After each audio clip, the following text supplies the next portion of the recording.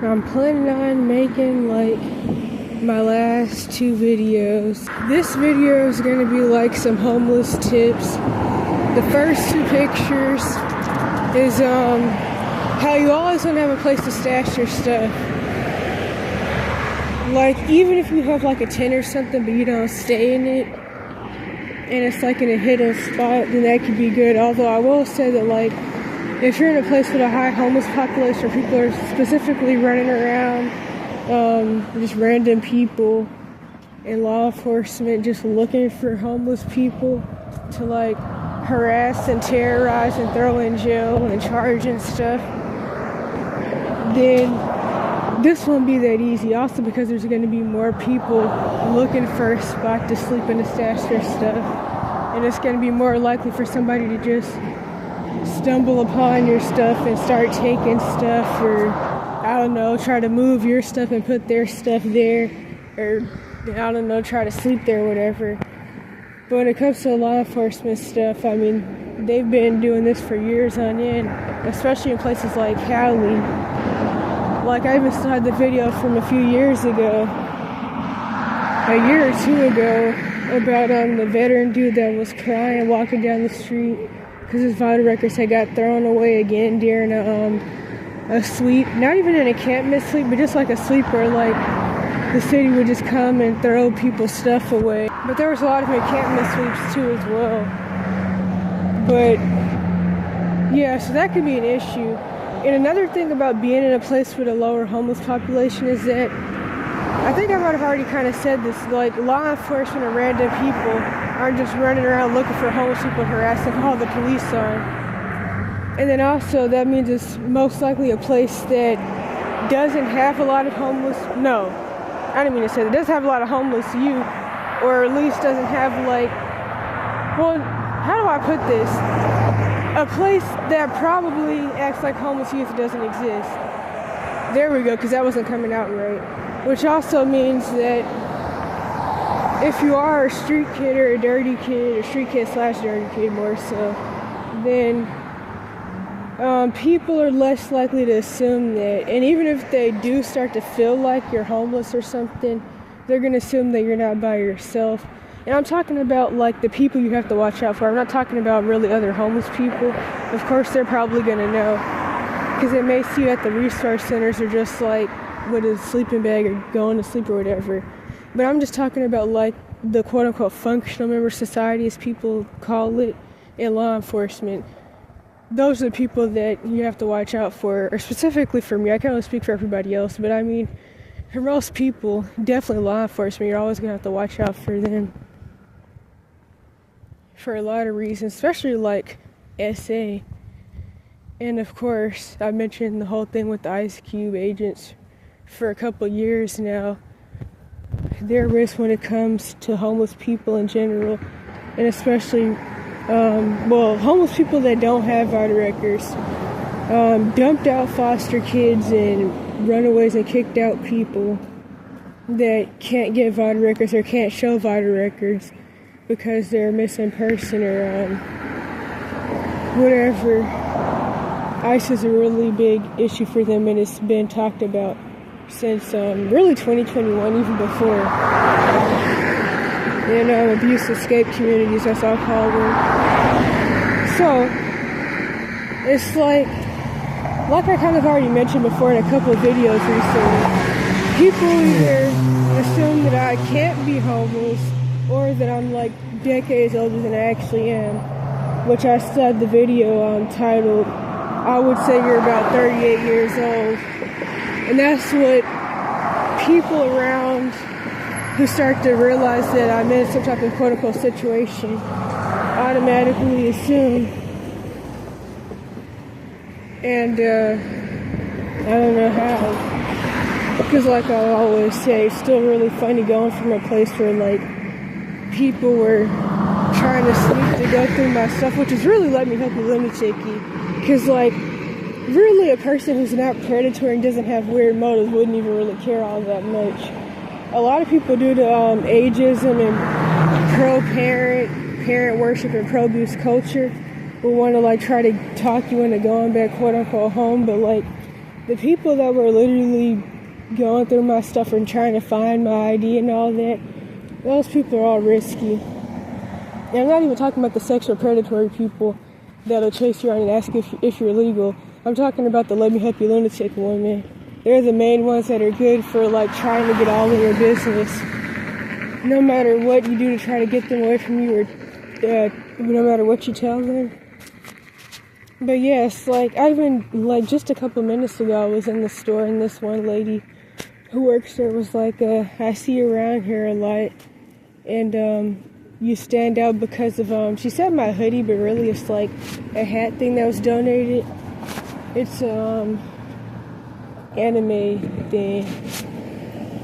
But yeah, so it's like, even if it's very obvious, the situation, people aren't going to automatically assume that, because one, especially in a place like where I'm at now, I'm too young to be in that situation, as people convince themselves. Even though there's plenty of homeless youth in the South, especially hidden homelessness, which I talk about a lot. Like, a lot of people grow up getting thrown into their grandparents' house and then thrown to their cousin's house. That's not having a place to stay. That's hidden homelessness. And even like having a house that's like really old and the HVAC doesn't work and the water doesn't work and the toilet's broke, stuff like that is also hidden homelessness. As I mentioned before, so a lot of people don't even know that. Because like, one of the things that I mentioned before is that when I had became full-blown, visibly homeless, as I call it, and I started like going to resource centers on the West Coast, like the Youth Resource Center, and learning about the different definitions of homelessness, I found out that I had actually pretty much been homeless my whole life. And that's really how it goes. I mean, even living in like an unsafe environment, that's homelessness. So, the next thing, I may sound kind of drifty because my blood sugar is whatever right now, because I kind of just woke up. And sometimes it'll be like low, well, not sometimes, it'll be low when I get up and I'm walking to the library. And that's another thing too, which I kind of mentioned in the last video, but I don't want to skip into that yet because there was something else I was supposed to, oh yeah, so you always want to have your stuff wrapped in trash bags, multiple, because they're going to get holes and things are going to happen. You want to have the good ones though, so like the water doesn't come through too easily. Due to like condensation and respiration, especially if you're staying in the tent and it's actually like a real tent, not like what this is, like a real tent with like a door. Water's always going to get inside to a certain extent, but like you don't want your things to get soaking wet. In fact, I would whether you do or don't have a tent or like one of these beach pop-up type things like I have in the picture, I would really say if you can get the money for it and you really have a good spot, like go to some store and get one of those like box things where I'm trying to figure out how to describe it. I guess I could edit in like a picture. It's kind of like they have them in offices, I think, where like you put files, but it's kind of like a tunker, but a lot of people, when I use that word, they don't know what I'm talking about in certain places or certain states I've been to. But I don't really know another like word for it, but it has a lid pretty much, and it's made out of plastic. But even if I put stuff in there, I would still wrap it in trash bags. And you can honestly probably stash some stuff in that, even without like having it inside of some type of tin or something. Or a tarp. A lot of people, they like wrap their stuff up in a tarp, but I don't like tarps. One, water comes through really easily, at least when I use them, and then it's like, it's not closed, and that just doesn't really work in my opinion, but a lot of people do it when they have to, but it's not really helpful. And as I mentioned recently as well, even before I escaped my abuse situation, at 15, I knew that, like, if I wanted to be able to really go to sleep and, like, get around the sleep deprivation abuse, which I knew this before then. I knew this years before then. like I always felt, even before the sleep deprivation abuse started, when I was 8, that like if I went to sleep outside, I would get just better sleep in general. Which I did know that this also ties in sick builder syndrome. And then when my health started to get worse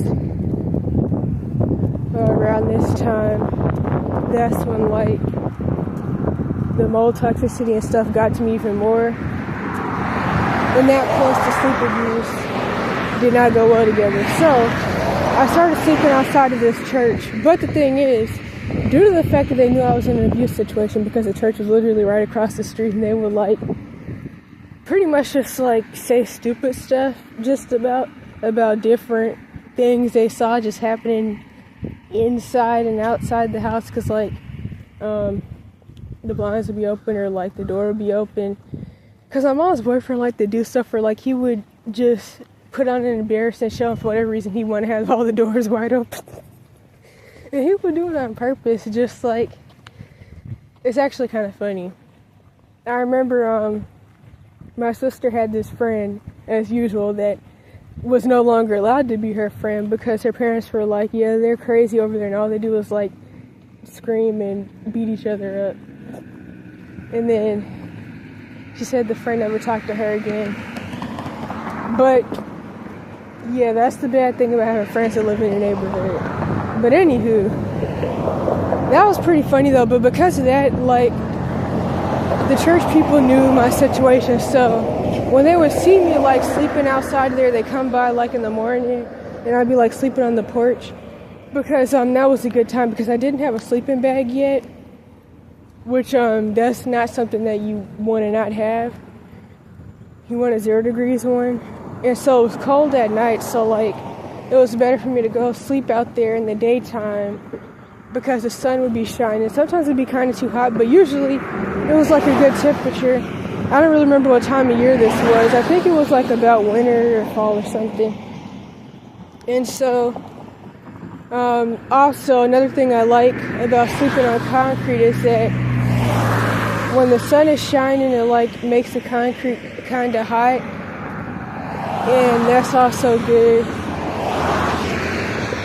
But anywho, due to them knowing my situation, because I never finished that part actually, they never confronted me about it.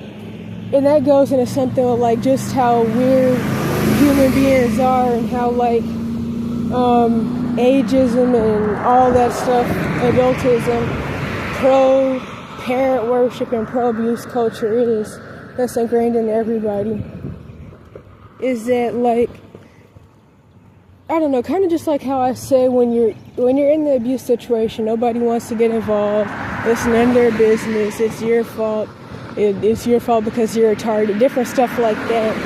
But the moment you escape, you run away, or maybe you can get kicked out, you have let me help you lunatic type people coming out the woodworks talking about help, and they want to help you, and that person will help you, and this organization will help you, and you need help. A whole bunch of stuff that's not true anyways, because as I always say, there is no help. You save yourself, which is why you're in that situation, at least if you left. If you got kicked out or dumped out, that could be a little different. But it's like, even though being out here is safer and more peaceful, and it's your first step to figuring something out to fix your situation, maybe just accepting the fact that you got out and just being a nomad or something. All of a sudden, because your abusers aren't right there and you're now visibly full-blown homeless, now people want to come approach you. In fact, like I've said before in another video titled Everything About Me is Concerning, I had, long story, but I stupidly tried to do welding, and yeah, that went how that went. And the guy found out that I was homeless pretty quickly, because I can't remember exactly what happened, to be honest. I think it was because like I had to bring my sleeping bag in my mat.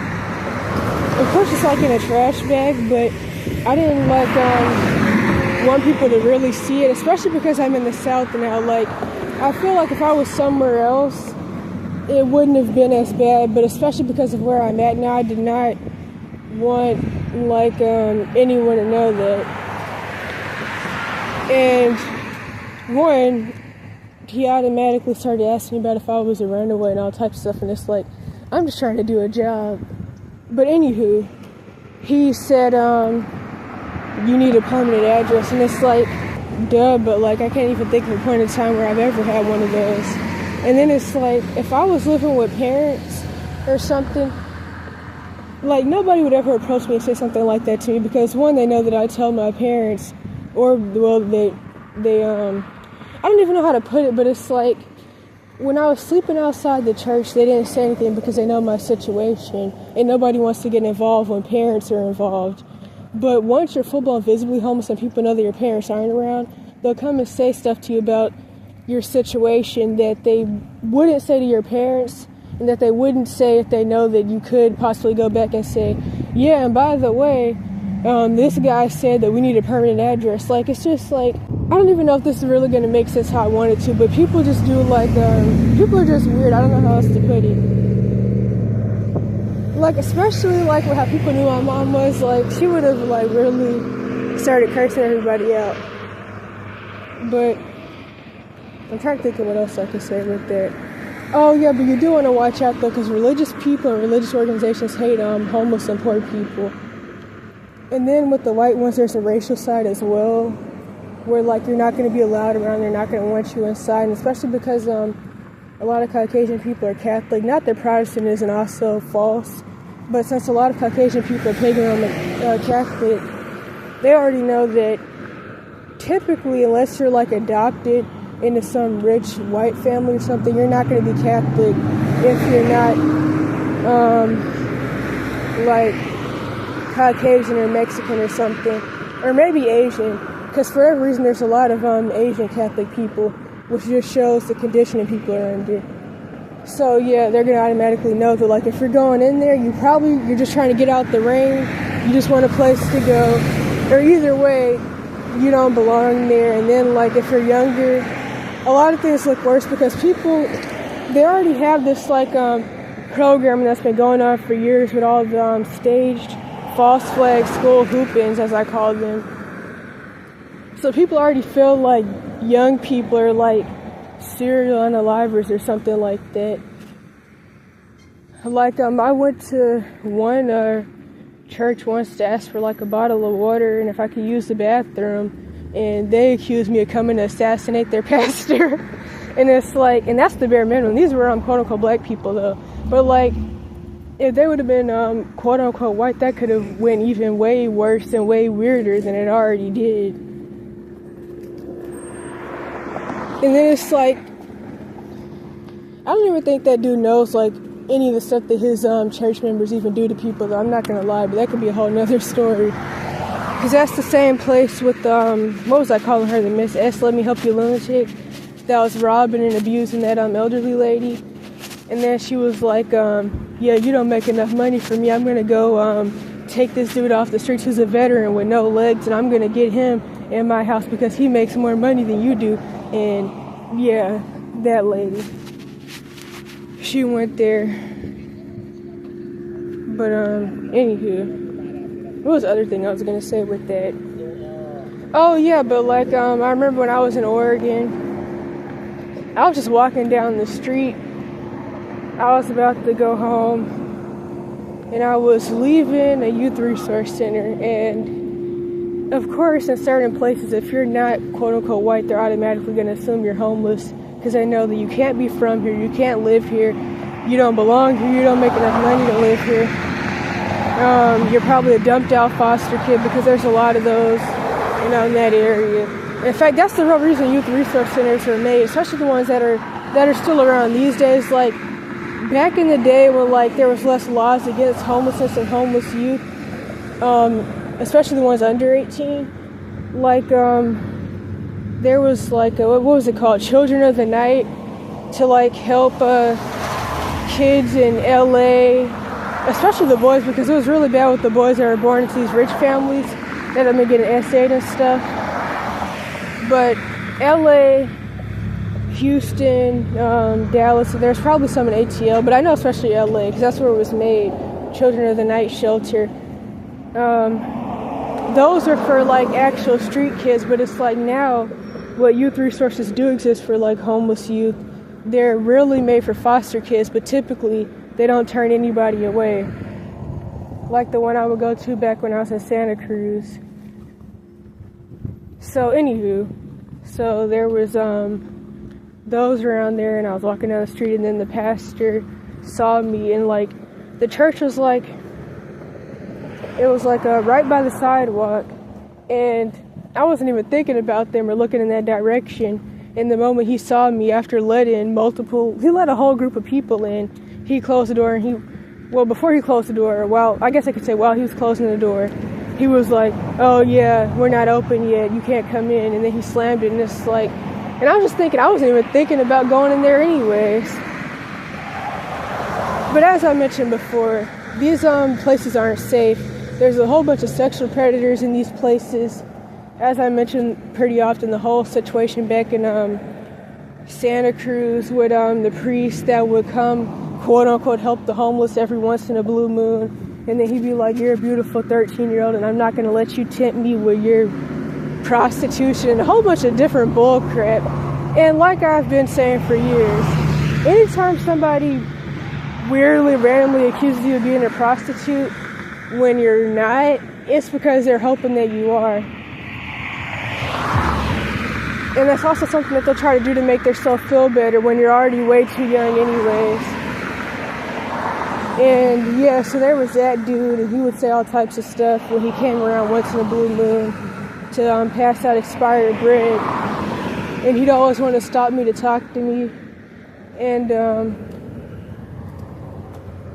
don't know what to say about that, because I'm kind of dissociated because this walk and my blood sugar right now, but I'm trying to think. Oh yeah, but point with that though is that churches are a good place to sleep outside of, especially if you live in a place like in the South or something where there's lower infrastructure and there's not like people getting on security cameras threatening your life, telling you that they're going to put out a warrant for your arrest and you're going to jail and you're going to get deported. And like I remember there was this one thing back in Santa Cruz where like I was outside the Youth Resource Center, and it was nighttime, and they were closed, and the guy got on the security camera when I was walking by, and he was like, and by the way, I can see everything that you're doing on that phone. And it's like, okay, well, what is that supposed to mean? Because I wasn't doing jack. And this is the same dude that I mentioned before, that when I was staying kind of like in the Pogo Nip Forest, like in front of this, like, it was behind this place on top of a hill right by the woods, and there was like this place at the store at the bottom of the hill, like the storage place, and they had like a driveway that went up, so I guess the people that cut the grass and stuff could go up there or whatever. And things would echo, and so like this same dude, because he was over like the security cameras in Santa Cruz, and he was often on there harassing people, and he told somebody, I see your every move, I see everything you do, letting the power go to his head. Like, he's probably an Ice Cube agent by now because he has that same mentality. But that's how law enforcement type people are.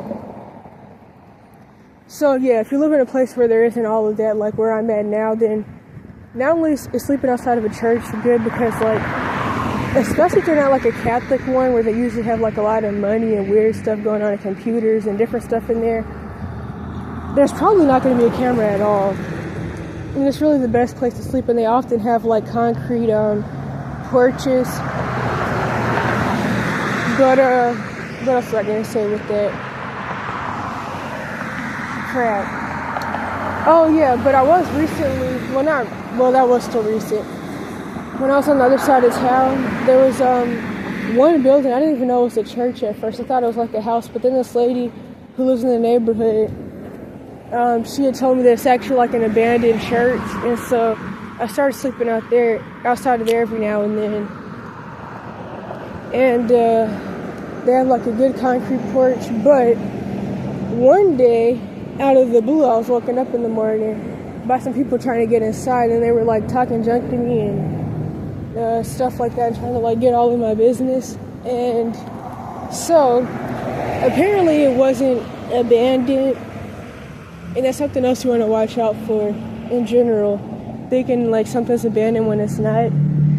But especially if there's not like a lot of security and people running around looking for people to harass, you could probably sleep just about anywhere you want. And that's why I'd rather be in places with like a lower homeless population. Like even like I mentioned in the last video, I think that part of the reason I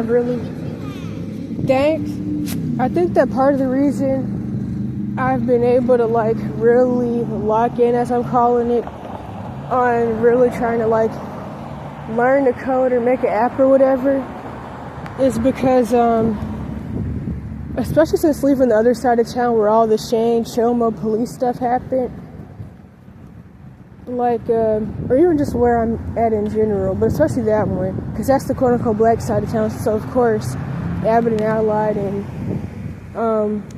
they were there, but they didn't really do anything because they were like married security guards, and they're like 100 years old. In fact, this one dude was always making jokes about that. He was always saying that racist lady always wants to harass somebody, but she needs some WD-40. But I'm not gonna lie though, guys that are always talking about older women like that, especially when it's ones that are their age, which it wasn't in this situation, but guys like that are always sexual predatory anyways. But either way, another thing with that is that crap, what was I gonna say, because I got sidetracked. Oh yeah, it was a quote-unquote black side of town, so of course they were like always harassing people anyways. But Shane didn't work for Abbott or Allied. He just like cleaned up or something. He was like a maintenance dude, I guess. So really all the stuff that he was doing, he shouldn't have been doing anyways, because he really doesn't like work for the library for real. It's a lot of stuff with that. But he was just like all of people's business. But once I got away from there, like I just found a library on the other side of town that doesn't have security at all, and I think that's a big reason why I've been able to like really start focusing on doing what I've been wanting to do, because like now I'm not getting like harassed and threatened, having somebody staring me down, accusing me of loitering and different weird stuff. Not that really happens so much since I've been in the state that I'm in, but like when I was in places like Cali and Oregon, and it's like that's all day every day. Like they walk around the library literally looking for people to accuse of being asleep or looking asleep, and accused of being homeless. I even seen a video, and they were trying to like paint this lady as a quote-unquote black woman victim, because I guess she was talking about like how she was studying in a cafe, some coffee shop, and they started like saying stuff to her and made her leave, and people were saying that she's just a black victim, and they were like, why would you study in a cafe when there's libraries? And it's like, that situation probably was definitely racial, and also assuming she was homeless.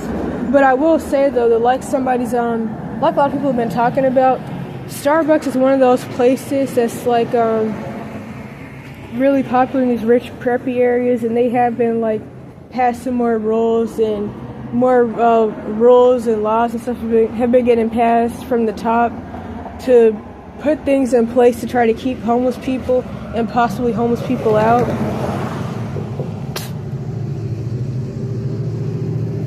And so yeah, there's a lot I could say about that. Like I know the Nova Black girl on her YouTube channel, she's talked about like going to coffee shops, and maybe it was on her Reddit, but she talked about like a while ago how Starbucks used to be a good place to like sit at. But I mean, you really can't do that stuff anymore because of you possibly being homeless, and then like nothing's really 24 hours anymore either, and that's been like that for a while. And then but yeah, people are saying she should just go to a library, but it's like depending on where she's living at, you can't even really study in a library anymore either. If they start to assume you're homeless, which is going to be more likely if you are a certain ethnicity or whatever, or they're at least going to assume you're poor, and so that means that you're just loitering, then you really can't study at a library either, but that depends on where you're at. And so those are just some of the reasons why it's better to be in a place with a lower homeless population, because especially depending on like what you look like, or more so if you fit the stereotypes that people have in their head, like people are probably even going to assume that you're not homeless. And typically homeless youth don't fit any of the stereotypes, but everywhere is not a place where the Caucasian addict projection is going on either, where like as I always say, the Caucasian community's drug issues have been made the face of homelessness. So it's like, I mean, especially if you're not in like one of those places where like everybody's like on substance, it's just about there like isn't really that stereotype in general. So like that would mean that like what people would stereotype you by is if you're like a middle-aged dude with a book bag or a trash bag walking around pretty much, and then like other than that, people aren't really assuming much or paying that much attention. And hopefully this made sense, but pretty much you can just like get by a lot easier and just like lay low, and people aren't automatically trying to figure out if you have something going on. And especially if you're younger, people are automatically going to assume that you can't be in that situation because you're too young. So that makes it better.